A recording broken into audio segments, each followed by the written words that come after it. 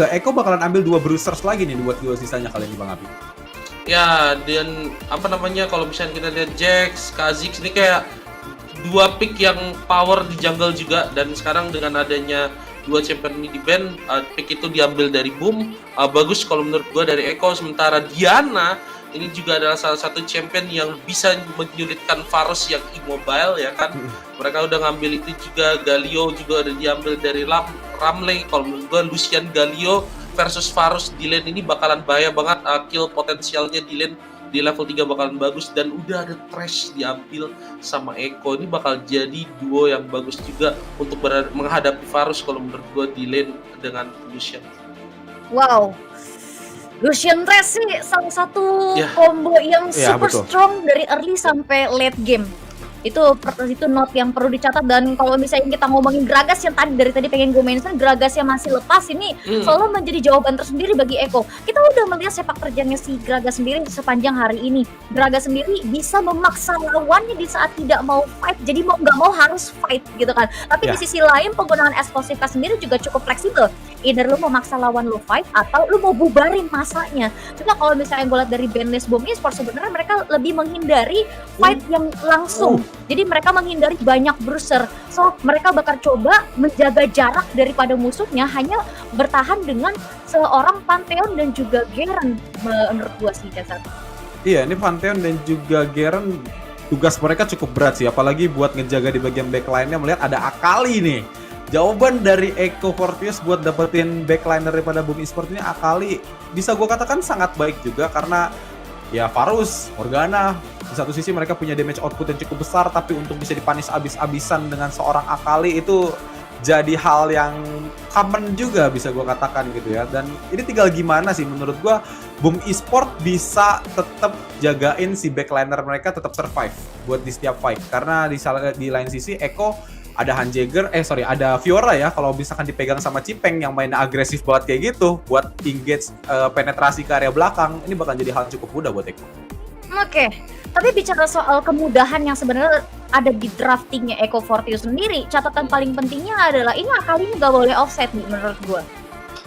Ya Akali ya, tapi gue lebih ngeliatnya gini, Fiora harusnya bakalan satu lane sama Garen, dan kemungkinan Akalinya bakal ada di tangan Hanjiger. Tapi di sini gue menarik karena kalau kita ingat ketika Hanjiger dulu masih aktif sebagai seorang player, dia itu lebih banyak mainin champion mage. Dan sekarang kalau lo perhatiin, dia udah main bruiser. Kemarin kalau gue gak salah dia ada main bruiser, itu main renekton kalau gak salah. Dan sekarang dia bakal main assassin Akali yang menurut prediksi gue Akalinya bakal ada di tangan dia. Dan gue gak sabar ngelihat gimana performa dia dengan champion. Oke, gue setuju kalau misalnya kita bahas soal itu. Mungkin satu kalimat yang tepat adalah mencoba break limitnya dia. Karena untuk Hanjiger sendiri memang tipe control mage, ya kan, lebih ke arah poking. Jadi agak ada sedikit gameplay berbeda yang harus dikuasai sama Hanjiger juga supaya fit untuk semua meta, yaitu maju ke depan, buka serangan. Jadi alih-alih di belakang, sekarang Hanjiger harus coba berani maju ke depan. Anyway, thank you Abi for analisisnya. Kita akan bertemu lagi setelah game selesai. Dan sekarang waktunya kita menikmati game pertama, Boom Esports versus Eko Fortius. Silakan berikan dukungan kalian, tapi jangan lupa untuk menggunakan hashtag #WeAreNotToxic supaya kita bisa menciptakan komunitas Wild Rift yang sehat dan juga dewasa, Cesar. Yes, dari teman-teman semua para summoners yang lagi standby ya, mau itu di YouTube, mau itu di Twitch, di Facebook, manapun itu kalian nonton live streamnya, langsung aja dirapaikan kolom komentarnya. Karena menurut gue ini salah satu big match yang sangat besar juga ya untuk regular season kali ini, melihat Boom Esports dan juga Eko Fortius, meskipun dengan roster yang ini ya, yang berbeda jauh daripada roster yang sebelumnya, ini bisa berhadapan satu sama lain. Kayak lihat di bagian tengah, seorang Hanjiger berhasil mempanis Kangkong dengan cukup baik, dan di bagian bawah juga trading yang cukup besar terjadi dari Ramley dan juga Santana kali ini, meskipun harus di-backup daripada seorang Brambleback bakal datang. Masih bisa menggunakan heal untuk melarikan diri tampaknya, Pak.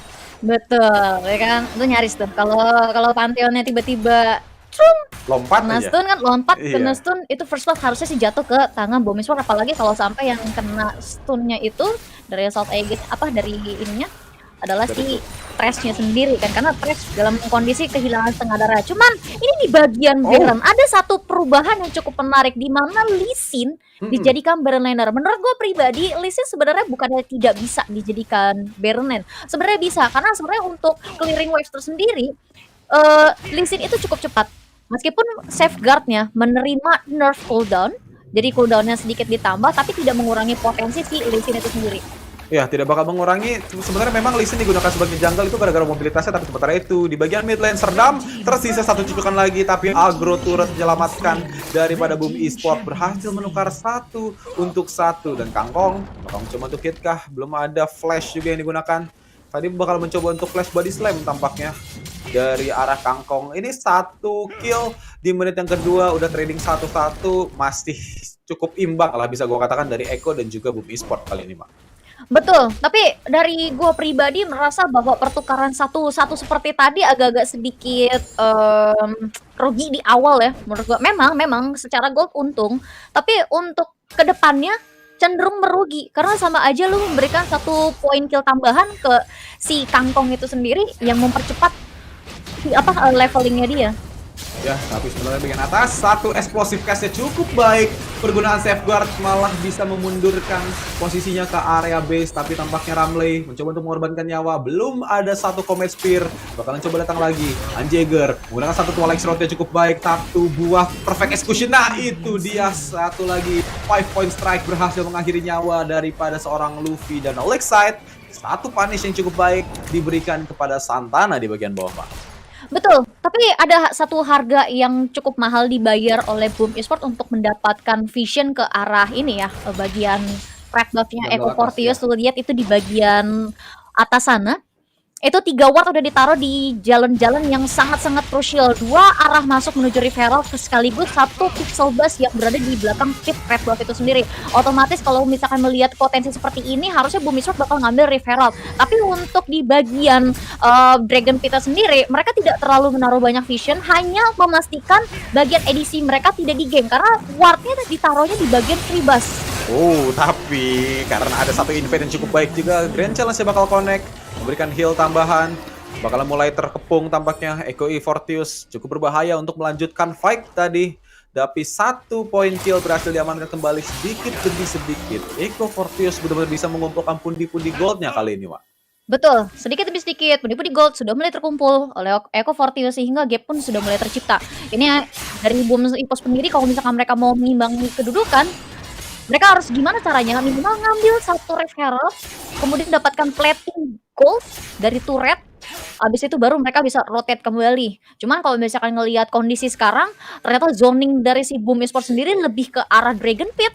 Sementara untuk Rift Herald bakal ditinggal terlebih dahulu. Dan Echo Fortius secara posisi per playernya juga sama. Yes, tapi Dark Binding udah mulai connect karena 1 orang tampaknya. Ace Ramley melarikan diri menggunakan Rocket Bell cukup baik. Alexite sendirian di bagian depan dan oh my god, hanya seorang Serdam bakalan flash maju ke depan. Tapi bala bantuan sudah datang. Kangkong 1 explosive cast juga membubarkan kawanan daripada Echo Esport, dan the box dibuka tidak mengenai siapa-siapa. Hampir saja Echo Fortius bisa termakan korban lagi tadi tampaknya. Betul, tapi itu jadi the box yang menurut gua agak-agak wasted ya, kalau bahasanya teman kita Fiskaloid ya kan.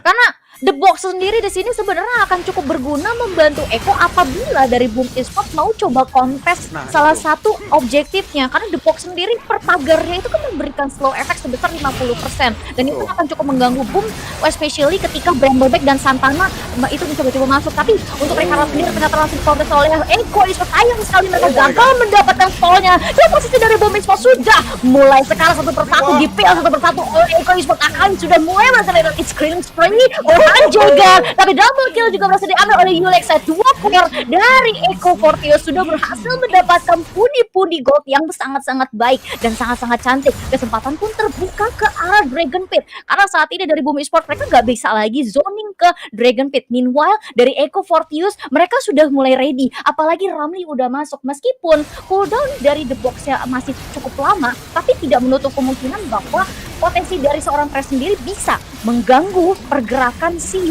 Boom Esport. Yes, tadi ini fight yang sangat baik juga diperlihatkan sama Echo Fortius, melihat gimana ya, kayak presence daripada seorang Cipeng. Ini benar-benar bisa dimanfaatkan dengan baik gitu loh. Kita tahu Cipeng adalah satu player yang sangat-sangat agresif, bahkan tadi lihat dia benar-benar mencoba buat kiting 5 orang sendirian gitu loh. Habis nunggu bala bantuan daripada Eco Fortius bakal datang. Dan itu satu keberanian yang sangat besar gitu dilakukan sama seorang Cipeng dan bisa membuahkan hasil karena tim Ace hanya mengorbankan satu Rift Herald. Menurut gue ini satu hal yang worth it juga untuk Eco Fortius. Betul, dan jangan lupa bahwa kondisi dari si Eco Fortius sendiri saat mereka membawa Akalinya akan difokuskan untuk menjadi finisher. Contohnya sekarang, tapi Akalinya bakal berfokus dulu ke bagian ADC lane, sementara itu penculikan sudah berhasil dilakukan oleh Bumi Sport. Dragon masih terbuka, tapi Rift langsung dilepas oleh Eco Fortius karena wave-nya mereka saat ini dalam keadaan maju. Mereka sebenarnya masih bisa dapetin satu plating gold tambahan dari auto surat mid lane milik Bumi Sport. Yes, satu plating gold mungkin gak bakalan bisa hancur juga di bagian mid, apalagi bakal ditahan dan Ace masih bisa kesundul ya. Dan Drake yang pertama masih dianggurin dari Eco Fortius maupun Boom Esport karena memang melihat presence Boom Esport di bagian mid lane ini masih terlalu besar buat Eco Fortius bisa aman masuk ke dalam Drake yang pertama. Tapi sementara itu ternyata sudah mulai di start oleh Serdam, jaga satu zoning yang cukup baik dilakukan sama Hanjegger. Maju di depan Red Brambleback milik ini ya, Bumi Sport ya, dan bakalan ketemu sama satu orang. Itu dia, Kangkong bakalan coba ke hit, perfect execution masih ada, dan Ace hampir saja miskalkulasi tampaknya dari Hanjegger, tidak bisa mendapatkan 1 poin tambahan tadi, Mak.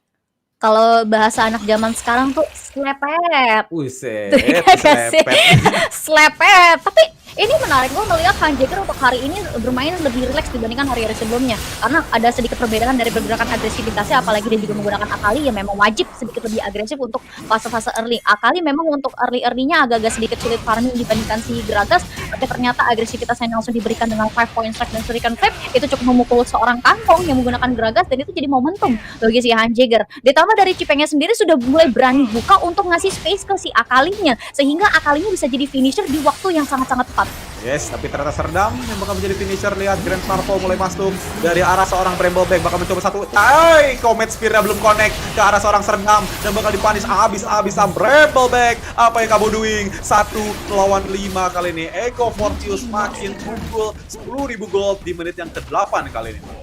Ya, dan Kangkong sendiri juga tidak punya pilihan lain selain mencari gold tambahan dari turret bagian bawah milik Eco Fortius, sehingga seenggaknya untuk menimbangi kedudukan. Karena kalau misalkan nggak kayak begini, rotasi dari Bumi Sport juga akan semakin ketarik. Ditambah lagi kita udah berkali-kali bahas, formasi dari Bumi Sport itu sering kepecah 3-2. Dan kalau misalkan posisi 3-2 seperti ini dibandingkan Eko yang sejak hari pertama kita suka ngelihat posisinya selalu 4-1, 4 untuk ganking kemudian 1 untuk clear wave, itu akan cukup merepotkan bagi Bumi Sport karena mereka akan selalu kalah jumlah saat ganking. Tentunya bakal repot, apalagi meskipun Bumi Esport punya satu global presence dengan Grand Starfall ya. Kalau misalkan nggak ada follow up kayak tadi yang terjadi pada di Baron Lane tadi ketika menyelamatkan seorang Luffy, ini bakalan jadi wasted kit juga gitu loh untuk dikeluarkan sama Boom Esport. Apalagi lihat satu engage yang sangat baik memutari dan juga menghukum seorang Luffy, bahkan coba dihajar ke arah atas. Soul Shackle juga berhasil connect karena Hanjegger bakal terkena stun, tapi ternyata di bagian belakang sudah mulai habis. Perfect execution juga bakal connect, Shuriken Flip maju ke depan, Brambleback sendirian dipukulin dan harus mundur melarikan diri menggunakan flash tadi, Mak. Rift Herald terbuka. Oh, ini kesempatan bagi Eco Fortius untuk abuse gold gap yang sudah tercipta. Ini di bawah 10 menit, dan sejak season kemarin kita bersama-sama udah bikin teori bahwa kalau misal di bawah 10 menit gold gapnya 10.000 udah sulit banget untuk membalikan keadaan. Karena kenapa? Wild Rift adalah game yang fast-paced. Jadi kalau misalnya ketinggalan gold terlalu besar di bawah 10 menit, apalagi yang notabene fase early game, itu akan sulit banget kembali. Bahkan sulit banget untuk memenangkan permainan karena perbedaan gap item satu aja itu berasa banget. Apalagi di tangan modelan kayak Akali dan juga Lucian. Iya, ini kalau ada gap daripada Akali dan juga Lucian itu bakalan merepotkan karena damage output yang bisa mereka berikan dengan adanya item yang udah dibeli ini bakalan besar banget. Dan Boom Esport mencoba untuk menekan tadi tampaknya, padahal kalau misalkan Eko-nya masih ngeladenin juga, menurut gue Boom Esport masih kesulitan juga gitu loh untuk bisa fight karena lihat ini gapnya udah mulai 14.000 dan solo kill didapatkan oleh seorang Yulkside ke arah seorang Santana cukup mudah di bagian mid lane tadi karena memang gap goldnya sekali lagi gue remind udah terlalu tinggi, Mak. Ya, 14.000 jujur lumayan pusing juga gimana kejarnya, karena kalau misalkan mau paksa perang 5 lawan 5 nggak akan kuat juga, pasti rontok-rontok juga. Maupun lu clear wave seperti ala Hide di game sebelumnya, di match-match sebelumnya, tetap sulit dan itu butuh waktu yang sangat-sangat lama. Dan ini dia bakalan coba ditarik dari Sentes dan Luffy. Oh my god, masih bisa didapatkan oleh seorang Serdam. Sangat baik dan sangat agresif. Satset tampaknya. Dan ini dia satu eksplosif kasih, dia bisa menghasilkan apa-apa. Perfect explosion masih bisa connect. Dan oh my god, Santa dari bagian belakang bakalan menjadi korban dari Kangkong. Korban terakhir bagi Boom Esport. Team wipe untuk yang kedua kalinya kali ini, mah. Wow, dan belum sampai ke Drake yang kedua. Sepertinya dari Eco Fortius sendiri tidak sabar untuk langsung menghancurkan Nexus milik Boom Esport, dan mereka pun mengklaim kemenangan pertama.